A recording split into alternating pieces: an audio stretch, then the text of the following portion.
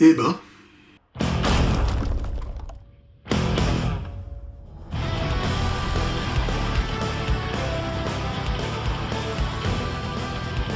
さあ始めようか。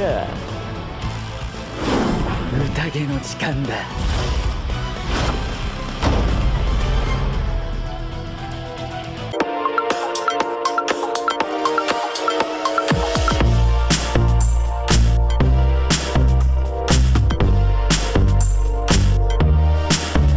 bonjour à tous et à toutes, et aujourd'hui nous nous retrouvons pour une nouvelle critique pour un film qui est sorti au cinéma cette fois et pas sur une plateforme de streaming.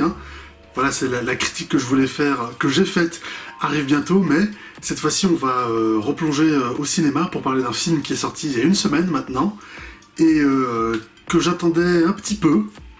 Je vais vous expliquer pourquoi, mais je tenais quand même à en parler parce que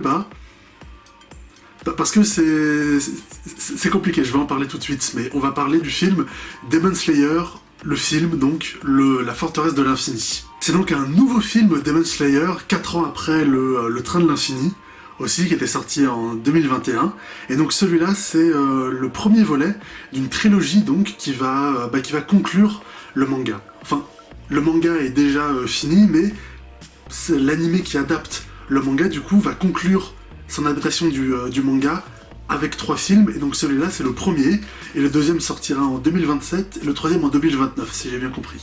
Et donc ce film, c'est le premier que j'ai vu, et il s'est passé quelque chose quand même de particulier, surtout me concernant. Ça va être très personnel comme critique, parce que j'avais, et j'ai toujours un petit peu, un rapport particulier avec Demon Slayer. Mais l'anime est sorti en 2019, donc il y a 6 ans maintenant, la saison 1, et donc j'ai regardé toutes les séries, j'ai regardé les films quand ils étaient sortis au cinéma, j'en avais même parlé je crois en 2021, mais j'ai suivi la série, et Demon Slayer c'est un anime que jusqu'ici, je trouvais sympa sans plus. Parce que, je suis pas le premier à le dire, mais Demon Slayer, c'est un shonen neketsu, donc c'est une histoire essentiellement axée sur des combats, de l'action et de l'évolution du héros. Mais Demon Slayer, c'est principalement que ça en fait. Que des combats et de l'action, et tout le reste, il n'y a pas vraiment de reste en fait. Voilà, c'est l'univers de Demon Slayer, si on est au Japon du 19e siècle, et donc c'est des profondeurs qui se battent contre des démons. Et l'univers se résume à ça, il est pas très développé, il est pas plus développé que ça, et c'est pas très fascinant, enfin moi ça me fascine pas trop. Les personnages, donc Tanjiro, Inosuke, Zenitsu, Nezuko, et tout le reste, c'est pas des personnages auxquels je suis très attaché, et personnellement, et aussi, en plus de ça, ces personnages sont pas très développés, ils sont pas très intéressants, c'est grosso modo des archétypes, surtout Zenitsu et Inosuke, et d'autres personnages secondaires comme les piliers. Et du coup, l'univers est pas très fascinant, ça me fascine pas trop, parce qu'il est pas très développé, les personnages sont pas très fascinants, l'intrigue aussi est pas très fascinante, parce que à part de l'action, on n'a rien d'autre. Du coup, c'est pas un manga qui est très fascinant et qui me reste vraiment en tête, mais si j'ai continué à le suivre, c'est pour l'action, parce que pour le coup, du coup, Demon Slayer, c'est un shonen, et du coup, en termes d'action, on est servi, parce que quand même, les scènes d'action sont assez extraordinaires, sont même totalement extraordinaires, qu'est-ce que je dis, c'est toujours très très bien fait, la mise en scène, j'ai pas lu le manga, je sais pas comment les combats sont dans le manga, mais en tout cas, en animé, c'est vraiment des combats exceptionnels, quoi. L'animation est toujours aussi belle dans les mouvements des personnages, dans le rendu de leur pouvoir aussi, c'est très très bien fait, et c'est toujours très bien mis en scène, très bien dessiné, les combats sont toujours prenants, très divertissants, c'est vraiment très bien fait, quoi. En termes de combat et d'action, Demon Slayer, c'est ce qui se fait de mieux. Et de tous les animés que j'ai pu voir, que ce soit les animés récents ou même tous les animés que j'ai vus dans ma vie, en fait, c'est vraiment les combats dans Demon Slayer, ça fait vraiment partie des meilleurs de ce qui s'est fait et de ce que j'ai vu, quoi. Donc ça, c'est quand même assez impressionnant. Mais à part ça, en fait, je regardais l'animé pour ça, en fait. Tu vois, c'était de l'action divertissante, très bien fait, mais sans plus. parce que il y a pas grand chose en plus en fait, c'est ça le truc en fait. En fait, regardez ça un peu comme les combats de stick fight sur YouTube, hein. Je sais pas si vous connaissez. Vous savez, c'est parce que c'est un peu vieux, vous savez, c'est des animations de petits personnages très simplistes qu'on avait sur YouTube et on avait des vidéos d'animation comme ça où on faisait des combats ultra stylés avec des petits personnages comme ça qui avaient même pas de visage et on faisait des combats de kung-fu dantesques avec des combats dans tous les sens et tout, tu vois, et il n'y avait pas de développement, il n'y avait pas d'histoire et tout, c'est juste voir des gros combats impressionnants pendant 5-6 minutes. Bah Demon Slayer c'est un peu ça en fait, voilà, moi je regarde Demon Slayer comme ça en fait, pour avoir de l'action, du fun, c'est très bien fait, voilà, c'est cool, t'as ton petit shot et puis voilà quoi, c'est cool hein, mais je regardais un peu ça comme ça, mais là pour le coup, donc le film Demon Slayer, La Forteresse de l'Infini qu'ils ont sous-titré Le Retour d'Akaza, voilà parce que c'est le premier d'une trilogie, donc du coup, en plus de s'appeler Demon Slayer, Kimetsu no Yaiba, le film La Forteresse de l'Infini, au cinéma, ils l'ont sous-titré en plus Le Retour d'Akaza. Parce que c'est le combat contre Akaza et son flashback qui prend une grosse partie du film. Du coup, ils l'ont sous-titré comme ça. Enfin, dans les affiches du film et dans les cinémas, c'est juste appelé Demon Slayer, La Forteresse de l'Infini, le film. Mais au cinéma, enfin, si vous le voyez, dans le film, il y a bien sous-titré Le Retour d'Akaza, en fait. Donc je sais pas comment ils feront pour les suites, s'ils appelleront ça juste La Forteresse de l'Infini 2 et 3. Je sais pas, mais en tout cas au cinéma, c'est appelé comme ça parce que le film dure 2h34. Quand même, c'est très très long. Je crois que du coup, c'est le film d'animation le plus long qu'on ait fait. Au début du film, on va avoir à peu près... t'as 5 minutes un peu pour réintroduire les personnages et la situation de chacun. Et après, on va avoir 20-25 minutes de combat entre Shinobu et la deuxième lune supérieure. Puis après, 20-25 minutes de combat entre Zenitsu et la sixième lune. Donc ça fait à peu près 1 heure. Et après, on va avoir 1h30 de film, du coup, où on va avoir du coup le combat de Tanjiro et Giyu contre Akaza. Et après, on aura donc tout leur combat, puis le flashback de Akaza et tout, et c'est ça qui va prendre la majeure partie du film. Et donc du coup, je vous ai dit que Demon Slayer, moi je regardais ça juste pour de l'action, parce que il y avait que de l'action dans Demon Slayer, il y avait rien de plus. Même si dans Demon Slayer, ils essayaient un peu parfois d'avoir du cœur, d'avoir des émotions et tout, notamment dans le flashback assez tragique de plusieurs personnages, notamment des piliers. Mais moi, ça m'avait jamais vraiment marqué, l'histoire des piliers. Genre, par exemple, Rengoku, dans le premier film, on introduit à peine Rengoku, on lui donne un passé tragique, vite fait, et après, tout de suite après, dans le film, il meurt. Du coup, et en plus dans le film, il joue ça de manière vraiment très tragique, mais moi je l'avais pas vraiment senti, puisque le personnage, on venait à peine de le rencontrer, on le connaissait à peine, on avait juste eu un flashback sur sa vie, et c'est tout. Et à la fin, il meurt, tu fais ouais, mais bon, c'était pas non plus très tragique. Donc du coup, ça m'avait jamais vraiment marqué. Là, pour le coup, dans ce film-là, pour la première fois, depuis 6 ans, là, pour la première fois, Demon Slayer, du coup, l'animé, m'a ému. Notamment avec Akaza, avec tout son flashback. Là, pour le coup, j'ai été vraiment ému par Demon Slayer. Là, ça m'a touché. C'est pour ça qu'au début de la vidéo, j'ai fait comme ça, parce que c'est la réaction que j'ai eue pendant le film, tu vois. C'était vraiment, j'ai été assez bluffé par ça et par tout le film en général, mais aussi par ça parce que je m'attendais pas à ce que le film me touche autant, enfin que Demon Slayer me touche autant, puisque jusque-là c'était que du divertissement. Mais non, franchement, ça m'a assez bluffé quand même, j'ai été assez touché par ça, parce que je m'y attendais pas aussi, hein. C'est pour ça que je vous ai dit aussi que j'attendais et j'attendais pas le film, parce que j'allais le voir pour avoir de l'action, parce que je pensais qu'il y aurait que ça, puisque c'est Demon Slayer, et je m'attendais pas à ce qu'il y ait ça en plus, enfin, je m'attendais pas à ce que ça me touche à ce point, en fait, que ce soit vraiment aussi émouvant, en fait. Mais ça l'a été, en fait, et ça m'a... je m'y attendais pas, voilà, pour le coup. Ça m'a surpris, et ouais, non, franchement, là, pour le coup, avec ce film, chapeau. Enfin, chapeau, c'est toute la partie avec Akaza qui est vraiment très très bien. Parce que, comme j'ai dit, la première heure du film, c'est 2 combats contre 2 lunes supérieures, et ces 2 passages-là passent bien, ça va, c'est correct, mais là aussi, ils essayent de faire du drame et du développement de personnages, et là, ça marche pas trop, parce que tout le reste du manga, il n'y avait pas de développement de personnages, il n'y avait pas de développement tout court, il n'y avait que de l'action. Du coup, comme je vous ai dit, au début, on commence avec Shinobu qui affronte la deuxième lune, et quand il affronte la deuxième lune, on a tout de suite un flashback sur Shinobu dont la sœur est morte parce qu'elle s'est fait tuer par ce démon qu'elle vient à peine de rencontrer, en fait. Sauf que là, en fait, on vient de l'apprendre maintenant, en fait. Je me souviens pas qu'on l'ait mentionné plus tôt, et je pense pas qu'on l'ait mentionné plus tôt, puisque bah tout le reste du manga faisait que de l'action, donc à mon avis on en a pas parlé. Mais du coup, bah là, Shinobu, elle retrouve le démon qui a tué sa sœur, donc du coup elle voulait venger, mais on l'apprend que maintenant, en fait. Du coup, c'est un peu compliqué, parce que il y a un poids émotionnel, entre guillemets, à cette scène, mais tu le sens pas du tout, ça marche pas du tout, parce que on vient à peine de l'apprendre, en fait. Si on nous l'aurait dit plus tôt dans le manga, ça aurait eu plus de sens que là elle le rencontre, tu vois, puisque là il y aurait...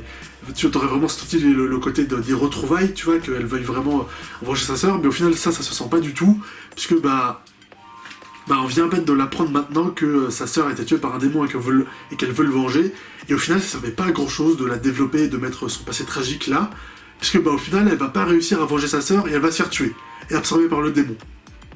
Tu vois, donc du coup je me dis, pourquoi l'avoir développé là maintenant?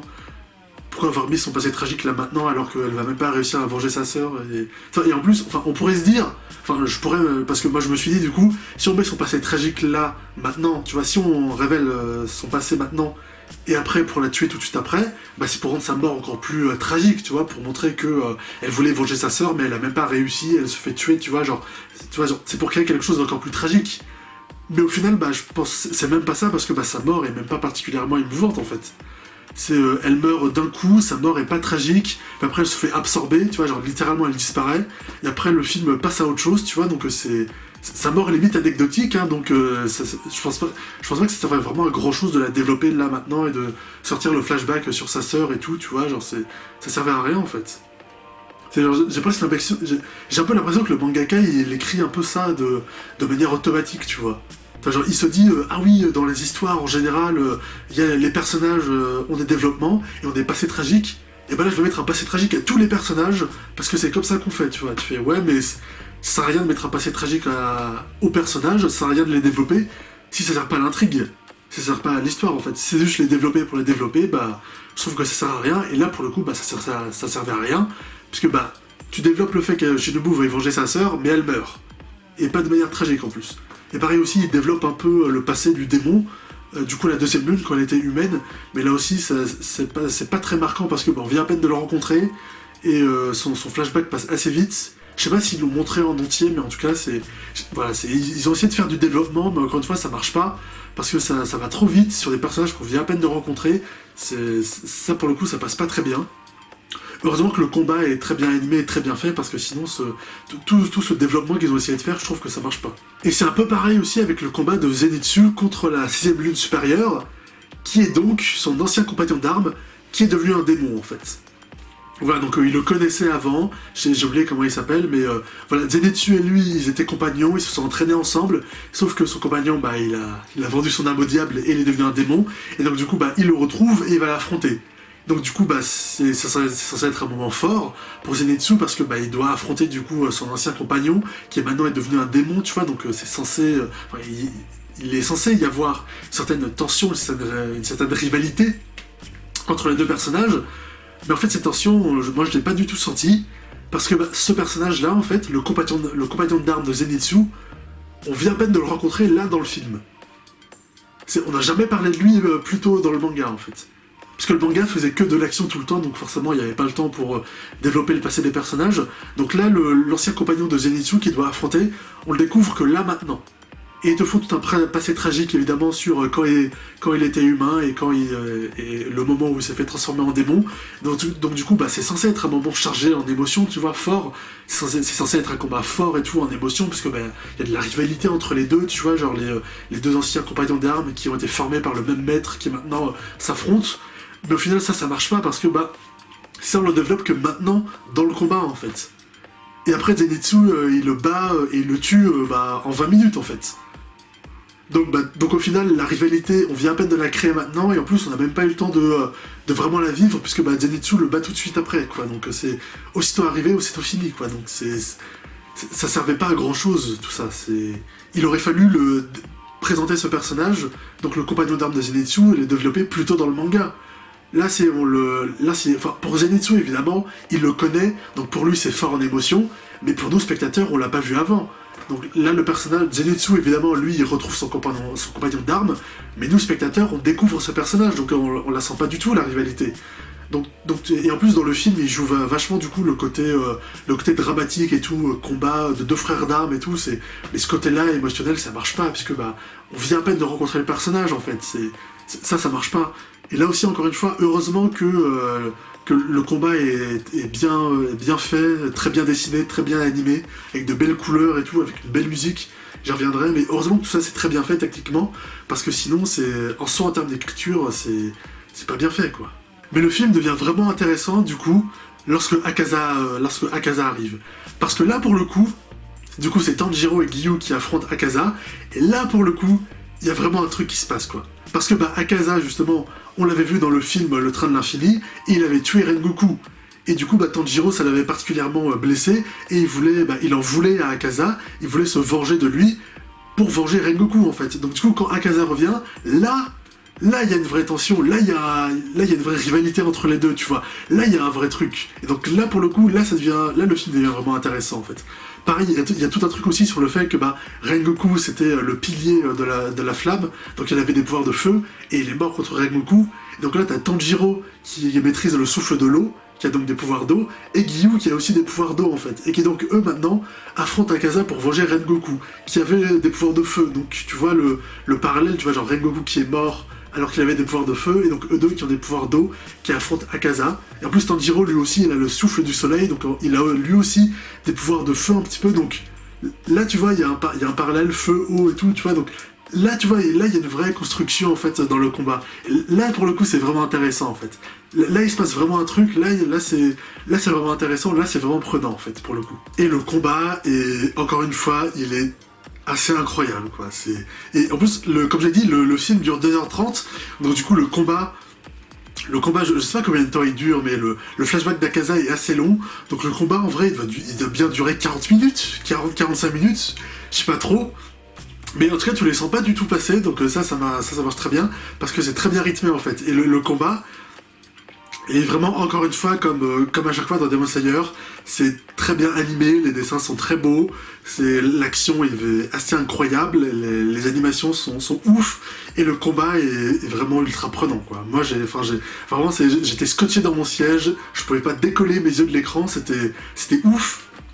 Et le combat en plus était vraiment ultra tendu, tu vois, parce que Akaza, on l'a déjà vu en action, donc on connaît sa puissance, donc du coup, et on sait qu'il est ultra puissant, ultra rapide et tout, donc quand tu le vois arriver aussi, t'es un peu tendu, tu vois, parce que tu connais sa puissance, donc tu sais qu'il est dangereux, en fait. Donc quand le combat commence, c'est vraiment prenant, en fait. Et ils arrivent vraiment bien aussi à retranscrire dans ce combat le côté vraiment tendu, dangereux, en fait, puisque tu vois que Akaza il peut détruire des bâtiments d'un coup de poing et tout, et tu vois aussi qu'il pourrait découper Tanjiro d'un coup de main et tout, tu vois, donc tu sens vraiment aussi que Tanjiro et Giyu ils doivent faire attention, ils doivent tout le temps rester attentifs et tout, toujours être en mouvement, parce que le moindre écart, la moindre erreur d'inattention dans leur combat, et c'est terminé, quoi, ils se font faucher en une seconde, en fait. Donc du coup, tu sens vraiment ce côté tendu, dangereux du combat, tu vois, où il faut toujours attaquer, parer,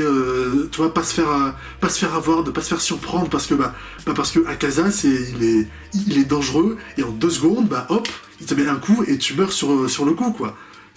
Donc ça, pour le coup, ça rendait le combat vraiment ultra prenant, vraiment ultra tendu, quoi. C'était fort. C'était vraiment fort comme combat, et vraiment, moi, j'étais agrippé à mon siège, franchement, j'étais tendu, quoi. Là, j'ai ressenti le stress et tout du combat, c'était vraiment bien fait. Et j'ai dit que Akaza avait un flashback, mais Tanjiro aussi, il va avoir un flashback, parce que il va se souvenir d'une leçon que lui avait enseigné son père quand il était encore en vie, donc quand il était tout petit, qui va lui permettre de se battre contre Akaza, parce que oui, vous savez, ça le film fait quelque chose qu'on retrouve très régulièrement dans les shonen neketsu. Vous savez, c'est dans les combats, très souvent, on a le héros qui va se retrouver à affronter un ennemi très puissant, qui a un pouvoir très particulier, et du coup le héros va devoir évoluer et trouver une parade spécifique pour pouvoir contrer le pouvoir spécifique du méchant en fait. Enfin, genre, ça arrive très souvent dans les animés, on a vu ça plein de fois dans Fairy Tail, Naruto, Hunter x Hunter. Pareil aussi dans One Piece, justement, quand t'as par exemple quand t'as Luffy qui affronte Katakuri, justement, Katakuri c'est un mec qui a des pouvoirs évolués et qui peut voir dans l'avenir. Du coup, Luffy lui aussi doit apprendre à être plus vite et à développer sa vision pour arriver à voir dans l'avenir lui aussi, pour arriver à combattre Katakuri, tu vois. Donc ça c'est ce trope assez classique qu'on a dans les shonen Neketsu, où le héros du coup doit évoluer pour contrer un pouvoir spécifique du méchant. Et donc du coup dans ce film on a ça en fait. On a Akaza en fait qui peut détecter l'aura des pourfendeurs et peut attirer ses coups directement à eux parce qu'ils détectent leur aura en fait. Et donc du coup Tanjiro dans le combat c'est une des questions du combat, il doit trouver, déjà, il doit trouver comment est-ce que Akaza a fait ça, et il doit trouver une parade à ça pour arriver à le battre, en fait. Donc, encore une fois, c'est ce trope, justement, cette construction assez classique qu'on a dans les shonen Neketsu, mais qui là est toujours ultra cool, quoi. Moi franchement j'adore ce trope, j'adore voir ça dans les mangas justement, voir le héros réfléchir et se dépasser pour trouver la parade contre le méchant, tu vois, genre pour contrer son pouvoir spécifique et tout, tu vois, genre c'est toujours hyper cool de voir des combats comme ça dans les shonen.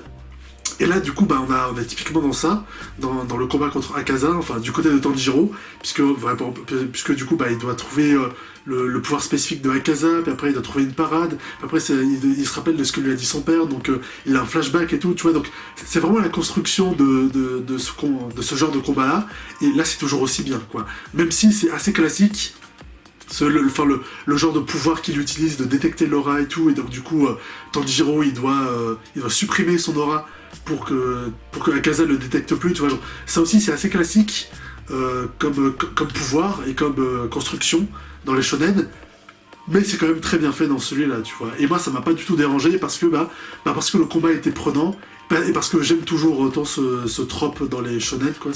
Pour moi c'est toujours assez agréable de voir ça, c'est trop cool. Et là aussi dans le film c'était très bien exécuté, quoi. C'était vraiment prenant pour le coup, Tanjiro qui arrive à entrer dans le monde limpide comme il dit, et donc du coup arriver à voir tous les mouvements de Akaza qui lui permettent de supprimer son aura. Franchement c'était vraiment prenant, c'était super bien. C'était vraiment un combat d'anthologie. Franchement c'est mon combat préféré de Demon Slayer. Je pense je le préfère au combat au combat de fin là du quartier des plaisirs de la saison 2. Et en plus du combat contre Akaza et du flashback de Tanjiro, on a aussi le flashback de Akaza quand il était humain.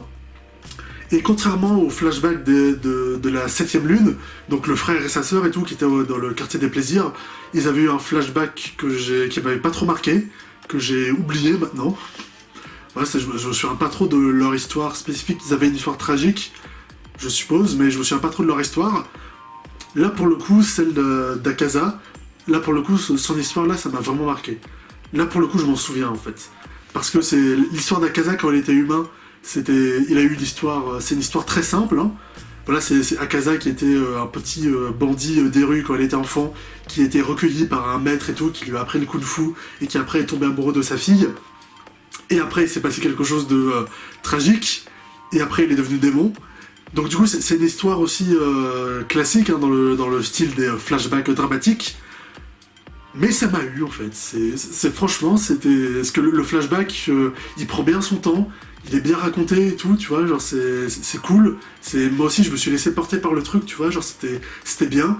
Et au final ça m'a ému, quoi. C'est vraiment j'ai été touché par l'histoire d'Akaza, par cette histoire. Son passé tragique est très classique encore une fois, mais c'est très bien exécuté. Et moi malgré tout ça m'a touché, quoi. Donc tant mieux, quoi. Ils ont bien fait leur truc, quoi. Et moi franchement j'ai été ému en fait. Ça a rendu tout... et c'est ça aussi qui fait que ça a rendu ce film aussi marquant pour moi, c'est Akaza en fait. C'est son passé, son flashback, qui était particulièrement tragique, qui moi m'a beaucoup touché. Et je m'y attendais pas de la part de Demon Slayer, mais ouais non, c'était vraiment prenant. Si vous avez vu le film, je pense que ça vous a touché vous aussi, mais ouais non, moi c'était vraiment... J'ai pas pleuré, mais... ça m'a pas laissé indifférent, quoi, pas du tout, vraiment, et je suis assez surpris que Demon Slayer soit capable de faire ça, en fait.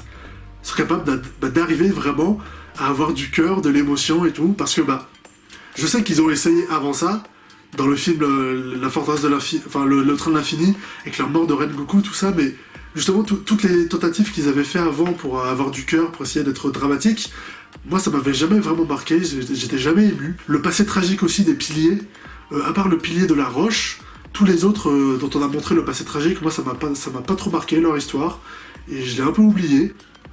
Donc c'était pas très marquant au final, tant que ça. Là pour le coup ils ont vraiment réussi à faire quelque chose, quoi. Enfin, ils ont fait quelque chose qui là pour le coup m'a vraiment touché, qui m'a vraiment marqué.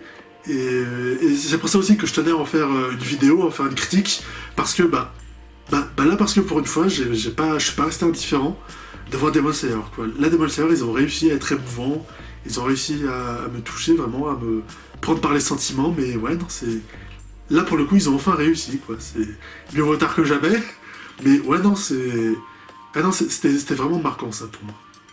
C'était... Je vais m'en souvenir de ça.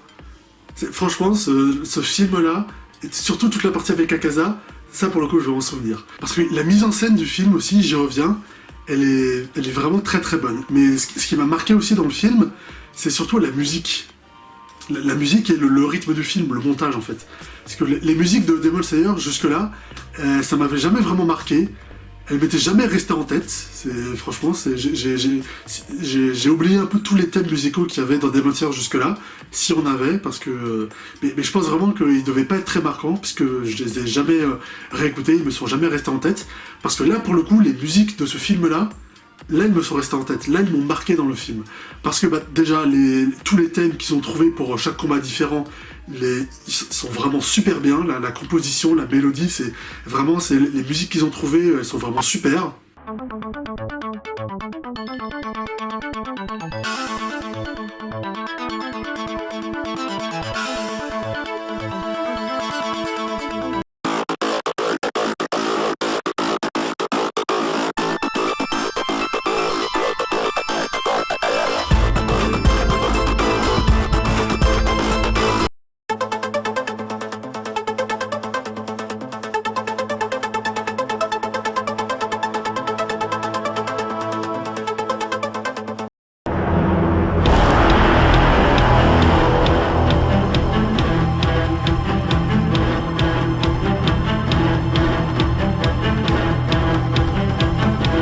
Je suis déjà en train de les réécouter là, au moment où... avant de faire la vidéo et en train de faire le montage aussi, je suis déjà en train de les réécouter. Mais ce qui m'a aussi beaucoup marqué dans le film, c'est le montage et l'intégration des musiques dans le montage, tu vois. Genre, ils arrivent parfaitement à gérer le montage du coup de tout le film, mais aussi de la musique et du son, tu vois. Genre, il va y avoir beaucoup de scènes dans le film, par exemple, où par exemple on va avoir Shinobu qui va commencer à affronter la lune avec une petite musique, puis après les personnages, après avoir échangé des coups, ils vont se séparer, ils vont être chacun d'un côté de la pièce, ils vont parler un peu, après Shinobu elle va réfléchir à un truc, elle va se mettre en position, et après hop, quand elle se met en position et qu'elle dégaine son épée, enfin quand elle réfléchit, on est dans le silence, il n'y a pas de bruit, on entend juste ses pensées, et après hop, quand elle dégaine son épée, là t'as la musique qui démarre et t'as la petite mélodie qui se lance et tout. Tu vois, et pendant tout le film t'as ça en fait. Tu vois, le film arrive parfaitement à justement... il gère parfaitement bien cette... l'alternance du coup, entre les moments de dialogue, de silence et de musique aussi. Tu vas avoir une scène d'action avec de la musique, puis après hop, un personnage va recevoir un gros coup, du coup la musique s'arrête et tout, et le rythme redescend un peu, puis après le personnage se remet en place, et après hop, t'as un nouveau thème, t'as une nouvelle musique qui se lance, le personnage repart à l'attaque et tout, tu vois, genre c'est pour vous donner à peu près l'idée que comment c'est dans le film, mais vraiment, j'ai trouvé ça vraiment très bien exécuté dans le film, l'assemblage de la musique par rapport à l'action et tout, là vraiment le montage du film, c'est vraiment très très bien fait, et du coup ça rendait les musiques encore plus marquantes, parce que du coup chaque musique est vraiment associée à un moment du film, et vraiment ça passait vraiment très bien, c'était admirablement fait, quoi. Vraiment c'était super bien fait. Donc voilà, pour une fois, j'ai vraiment été marqué par Demon Slayer, plus que par... et pas que par l'action. Justement, c'est partout, hein, par les émotions, par la musique, par la mise en scène. C'est pour une fois, au bout de 6 ans, Demon Slayer y est arrivé, voilà. Et je suis encore surpris, je m'y attendais pas, mais... Franchement, là, ils ont fait fort. Franchement, c'est Demon Slayer, on est passé d'un animé que je regardais comme ça, qui était cool, mais sans plus... à un film du coup de Demon Slayer qui va possiblement se retrouver dans mon top de fin d'année, quoi. Non, parce que franchement, de tous les films que j'ai vus cette année, c'est un des meilleurs. Très clairement, c'est un des meilleurs. Franchement, ça m'a marqué. J'ai encore le film en tête. Je repense à plein de choses et tout. Je réécoute la musique. Non, franchement, c'était quelque chose, ce film. C'était quelque chose. Donc voilà, merci à vous d'avoir suivi ma réaction jusqu'au bout. Hein. Je vous recommande chaudement le film, hein, mais je pense que vous l'avez sans doute déjà vu, hein, vu qu'il a déjà fait 1 million d'entrées là en France pour sa première semaine, ce qui est jamais arrivé pour un film d'animation japonais. Oui, c'est assez historique quand même. Donc allez le voir si vous ne l'avez pas déjà vu, je vous le recommande. N'hésitez pas à liker ma critique si ça vous a plu et à me dire dans les commentaires ce que vous avez pensé du film, hein, si vous l'avez déjà vu, et ce que vous avez pensé du coup de ma critique. N'hésitez pas à partager ma vidéo sur les réseaux sociaux et à vous abonner à ma chaîne YouTube pour ne pas manquer ma prochaine vidéo. Salut!